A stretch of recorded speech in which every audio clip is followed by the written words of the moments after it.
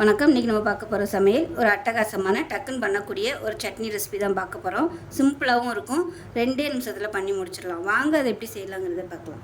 ஒரு mixie jar எடுத்துக்கலாம். Measuring கப்பில் 1/2 கப் அளவுக்கு துருவின தேங்காய், ஒரு சின்ன பல் பூண்டு சேர்த்துக்கலாம், சின்ன துண்டு இஞ்சி, கொஞ்சமாக புளி, ஒரு 5 வரமிளகா காரத்துக்கு தகுந்த மாதிரி சேர்த்துக்கலாம். இது கூடவே குட்டியாக ஒரு தக்காளி நறுக்கி வச்சுருக்கேன், அதையும் சேர்த்துக்கலாம். தேவையான அளவு உப்பு சேர்த்துட்டு நல்லா கெட்டியாக அரைச்சிக்கலாம். தண்ணி தேவைப்படாது. அரைச்சிட்டு வந்துட்டு பார்க்கலாம். இப்போ நைஸாக அரைச்சாச்சு. அதாவது ரொம்ப நைஸாக வேணால் குறைனே அரைச்சிக்கோங்க. இப்போ ஒரு பவுலுக்கு மாற்றிக்கலாம்.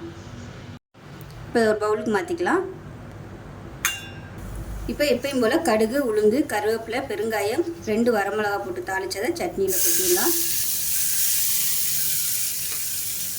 சூப்பரான டேஸ்ட்டில் சட்னி ரெடி ஆகிடுச்சு. டக்குன்னு 1 நிமிஷத்துலேயே பண்ணிடலாம். இட்லி, தோசை, ஊத்தப்பம் எல்லாத்துக்குமே சூப்பராக இருக்கும். செஞ்சு பாருங்கள். செஞ்சு பார்த்துட்டு எப்படி வந்துச்சுங்கிறத சொல்லுங்கள். வீடியோ பிடிச்சிச்சின்னா லைக் பண்ணுங்கள், கமெண்ட் பண்ணுங்கள், சேனலை சப்ஸ்கிரைப் பண்ணுங்கள், பக்கத்தில் பெல் பட்டனை ப்ரெஸ் பண்ணுங்கள். நன்றி.